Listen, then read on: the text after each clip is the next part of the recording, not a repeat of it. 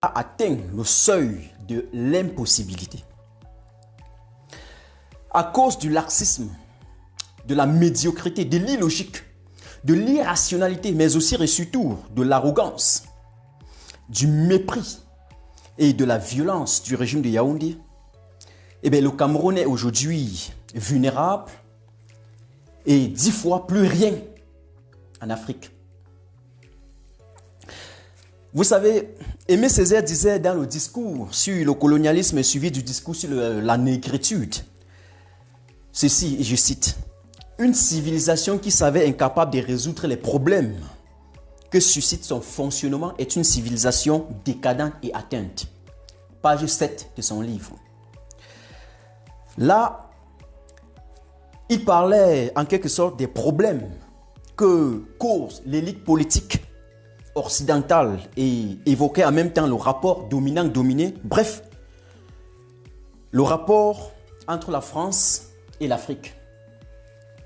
Ce soir, je reprends cette pensée, mais à mes propres thèmes, autrement, et en relation avec l'élite politique camerounaise et son mode opératoire qui n'est rien d'autre qu'une transposition du système d'administration franco-camerounaise.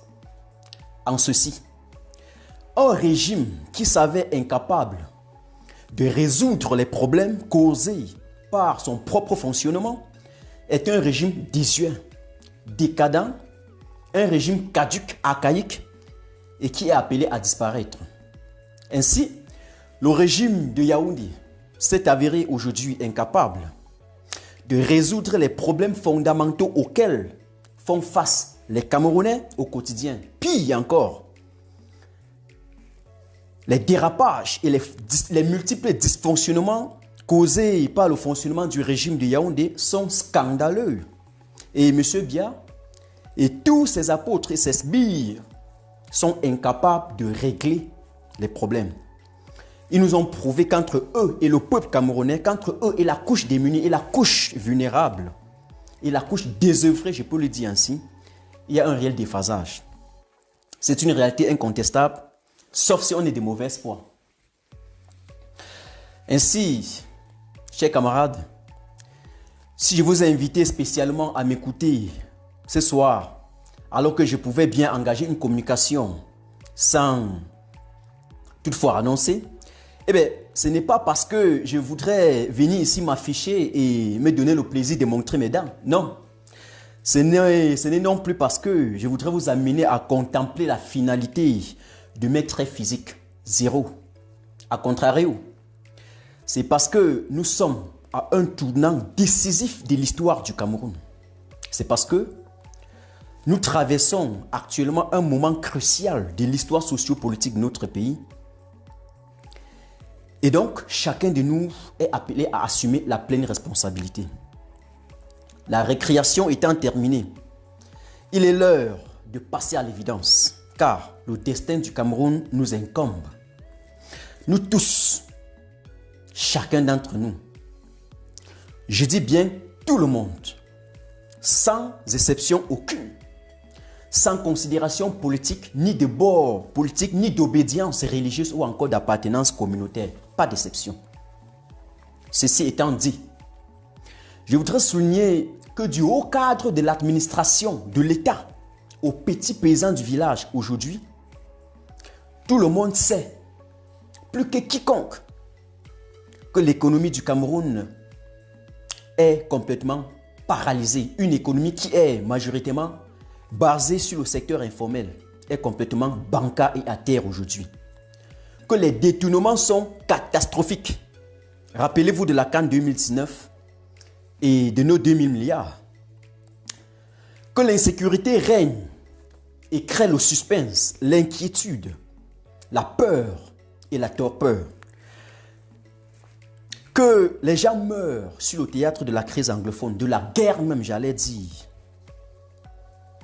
Les gens tombent en masse et en cascade. Pendant que, à Etoudi, Ferdinand Gongo et ses collègues boivent un champagne à 1,5 milliard la bouteille. En mémoire des morts du nord-ouest et du sud-ouest. Mesdames et messieurs, chers camarades, nul n'ignore que le chômage et la misère sont généralisés aujourd'hui au Cameroun. Nos frères et sœurs sont diplômés, mais poussent le chariot au quotidien. Ils sont tous des benskinners, des pousseurs, des motos-taximens. Pour réussir à un concours, il faut passer par des réseaux de filiation. Il faut être la sœur, de la mère, du père, de telle ou telle autre personne. Voilà le Cameroun.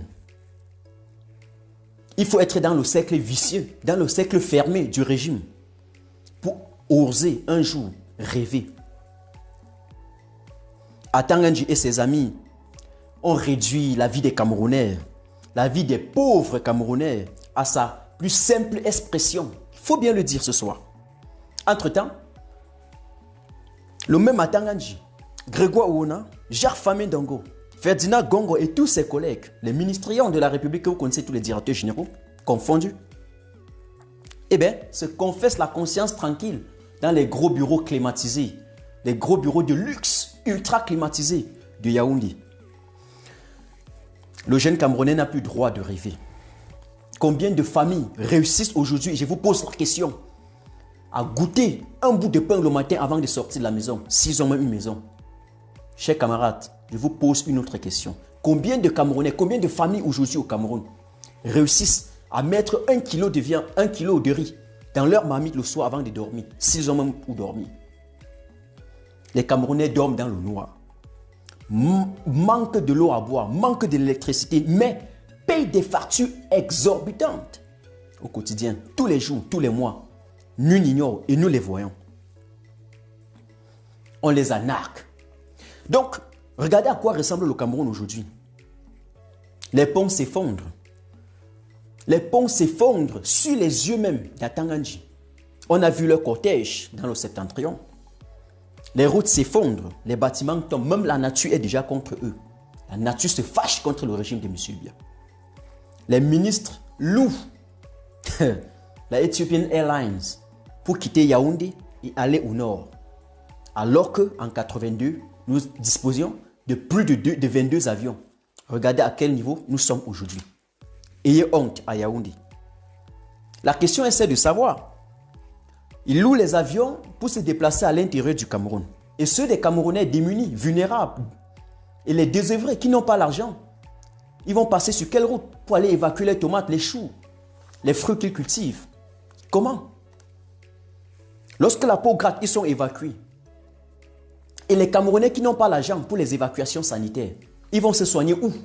C'est la question que je vous pose. Attention, n'oubliez jamais que le Cameroun vous avez menti. Mon gouvernement m'a dupé, m'a escroqué en faisant venir au Cameroun une bande de hors-la-loi, un groupe de criminels internationaux, des chômeurs, des SDF, des chasseurs d'oiseaux, des sans domicile fixe qui se sont fait passer pour des observateurs de la Transparency International. On leur a présenté à la radio nationale, la radio-télévision nationale, la CRTV. La CRTV. Et tout passe silence radio. C'est gravissime. On leur a présenté devant les millions, les 25 millions de Camerounais. C'est catastrophique. Donc, alors, mesdames et messieurs, chers camarades, Monsieur Atangandji, le ministre de l'administration territoriale et de la décentralisation, a déclaré la guerre au peuple camerounais lors de sa dernière sortie. Et voici le message que je vais passer. En effet, pendant sa conférence de presse tenue lundi 7 septembre 2020, il a déclaré et insisté là-dessus devant le peuple camerounais que la gendarmerie, la police, bref, je voudrais même dire toutes les forces de l'ordre confondues, ne sont rien d'autre que des abeilles au service d'une élite oligarchique multiethnique de compradors.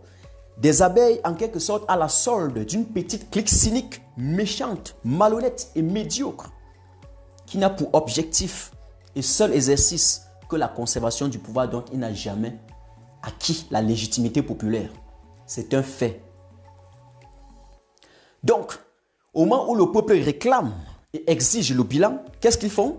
Ils brandissent l'armée et utilisent l'argument de la force et non la force de l'argument. Avec cette déclaration de guerre, M. Atangandji nous ramène immédiatement dans un état animal qui est en réalité une société non conventionnelle caractérisée par la dominance d'une chaîne de prédation dans laquelle le plus grand mange le plus petit. Il faut donc éviter cela. M. Atangandji et ses collègues sont inscrits donc clairement, manifestement, dans une logique claire qui consiste à intimider le peuple camerounais et de l'empêcher à sortir et manifester son désarroi, son désaccord, son mécontentement face à ce système qui a échoué, même sur le plan de la simple logique argumentaire. Ils veulent les empêcher de manifester parce qu'ils ne veulent pas que nous sachions la vérité, que le monde entier sache la vérité, car ce n'est plus Paul Biya qui dirige le Cameroun aujourd'hui, c'est Ferdinand Gongo, c'est ceux autour de M. Biya qui gouvernent le Cameroun. M. Biya n'a plus les facultés mentales ni physiques pour diriger le Cameroun. Ça, c'est un fait. Et donc, à cette déclaration de guerre de M. Atangandji, il faut riposter. Il faut donner une réponse proportionnelle. Nous disons donc ceci.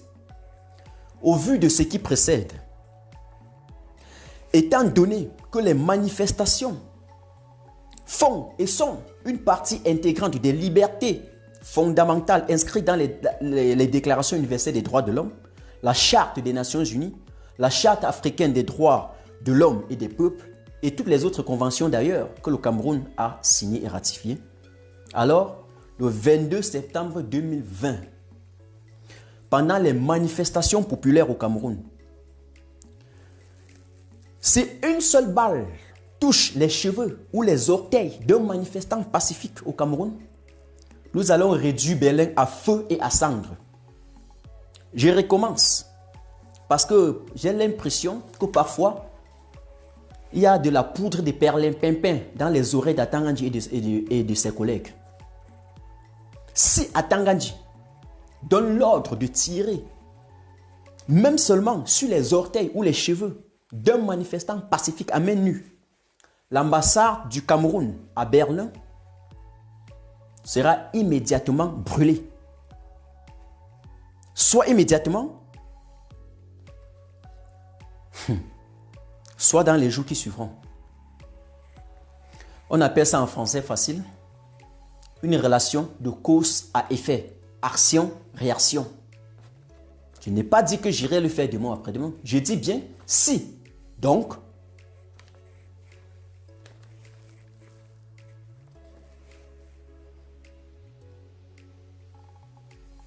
je ne reviendrai plus dessus. Mesdames et messieurs, chers camarades, il est en même temps important de préciser que le 26 janvier 2019, nous avons simplement assiégé les ambassades ici à Berlin et rien d'autre. Cette fois-ci, le feu et la cendre doivent aussi couler à Berlin. Donc, sauf si le sang d'un Camerounais coule bien sûr. Et peut-être au lieu même de pisser sur la photo de M. Biya, cette fois-ci, je vais chier sur sa photo avant de brûler l'ambassade. Dans cette optique, je dis ceci à M. Atangandji. Personne n'a le monopole de la violence. Personne. Nous allons réagir et riposter. Ceci est un avertissement préliminaire. Donc, à bon entendeur, salut. Je profite de l'occasion ce soir pour dire à l'ambassadeur du Cameroun à Berlin, M. Jean-Marc Paille, et tout son personnel, de saisir le temps entre aujourd'hui et le 22 septembre, autant pour moi, pour ramasser tout ce qui est encore important pour eux de l'ambassade du Cameroun à Berlin. Avant le 22, bien sûr, j'insiste, je persiste, je maintiens. Je n'aurai pas le temps de le contacter parce que ceux qui me suivent et qui sont en Allemagne peuvent faire passer le message. J'ai déjà intégré la mort. Ne vous dérangez pas dans ce que je fais. Parce que je vais créer un scandale. Moi, Martin Tajo, Je parle à titre personnel. Je vais créer un scandale en Allemagne. Et le monde entier sera au courant. Le monde entier va parler de moi. Je dis, je vais causer un scandale. Du jamais vu. Et je perds rarement mes combats. Qu'après je meurs ou que je sois en prison, je m'en fous. Pourvu que le Cameroun se libère. Je dis et je répète, ça sera du jamais vu dans l'histoire. Et sur ce, je n'aurai pas besoin de conseil de quelqu'un ou bien de m'entendre avec qui que ce soit. J'annonce par le même biais les premières manifestations devant l'ambassade du Cameroun à Berlin, samedi le 19 septembre 2020, de 13 h à 17 h, et invite en même temps tous les Camerounais de l'Allemagne soucieux du changement au Cameroun, de nous retrouver ou de se joindre à nous ce jour-là pour que nous manifestions et que nous prouvons aux yeux du monde entier que le Cameroun va mal. Et que le Cameroun est dirigé par une photo. Nous ne sommes pas des imagolâtres. Je ne fais pas la culte des photos, moi. Zéro. Mesdames et messieurs, chers camarades, venez manifester avec nous à partir du 19. Ce sera un avertissement. Mais en même temps, vous n'avez pas besoin d'avoir peur. Parce que, tout comme le 26, on a manifesté avec les Camerounais, les nobles citoyens, et ils sont rentrés chez eux. Nous avons fait nos opérations coup de poing. De la même façon, je vous invite, ce n'est pas vous qui allez passer à l'action. Vous allez manifester avec nous pour donner le ton au Cameroun. C'est ça le début des hostilités. Mais bien entendu, lorsqu'il y aura action, vous ne serez plus avec nous. Après, les manifestations finissent à 17 h, vous rentrez. Même chose le 22 et autres. Mais si le 22, il n'y a rien au Cameroun, il n'y aura rien ici. Mais si le 22, il tire et que j'ouvre mon téléphone, je regarde les images, les vidéos, je retrouve la même chose que j'avais vu le 26 janvier 2019, et bien immédiatement, je vais passer à la riposte. Nous allons passer à la riposte. J'utilise moi, parce que je ne suis pas militant du MRC. Donc ceux qui vont aller après dire que c'est Kamto ou c'est qui m'avait envoyé, je vous dis, votre manœuvre sera vouée à l'échec. Comme un coup d'épée dans l'eau. C'est Martin Tajou qui le dit, en son nom, en son propre nom. Mesdames et messieurs, chers camarades, je ne vais pas vous tenir longtemps. Voilà le message que je voudrais vous passer aujourd'hui. Le message que je voulais vous passer ce soir en prélude aux manifestations qui auront lieu à partir du 19 en diaspora et le 22 septembre à partir du Cameroun, en vue d'exiger le départ pur et simple de Paul Biya du pouvoir. Car les Camerounais souffrent. On dit trop, c'est trop. Enough is enough. Paul Biya dégage. Je n'ai plus le temps à parler de la réforme d'un système consensuel. Je n'ai plus le temps à parler, à exiger la fin d'une guerre quelconque. On a assez parlé. À eux de voir ce qu'ils vont faire. À eux de savoir ce qu'ils vont faire. Nous, on passe à l'action. Ne dites jamais que je ne vous avais pas prévenu. Donc, je m'en fous de ce qui arrive. Je mets ma vie à prix pour ça. Merci. Lendemain, nous allons maintenant engager avec les communications pour les mobilisations. Sortons de chez nous. Parce que l'avenir du Cameroun nous incombe, nous tous. Vous ne le faites pas. Ton enfant ne sera jamais à l'ENAM. Toi, le Bayam Salam. Ton enfant ne sera jamais à l'IRIC. Toi, le Bayam Salam. Ton enfant n'a plus droit au rêve. Aucun rêve. Rien. Désolé. Il ira chercher le doctorat pour prendre le petit chariot ou le benskin à Douala.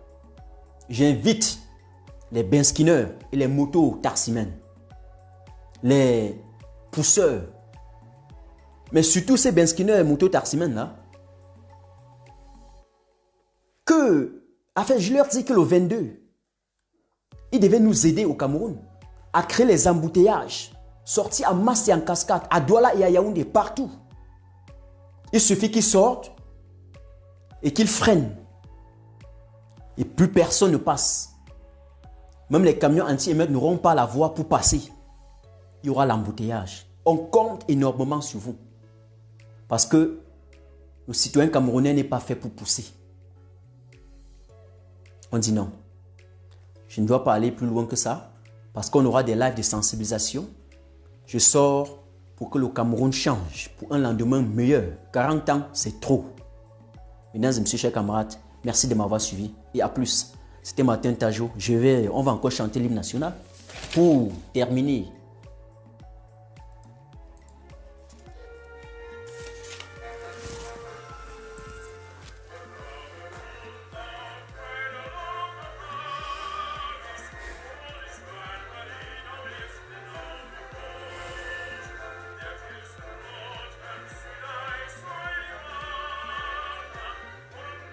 Je vous dis que sur le sang de Ruben Oumniobe, sur le sang de Nes Wandi, du docteur Osende Afana, de Martin Paul Samba,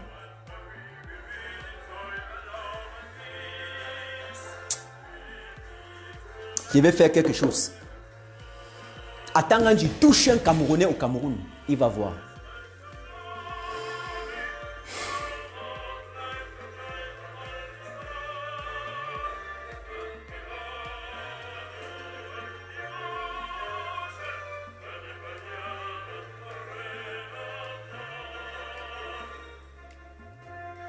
À plus.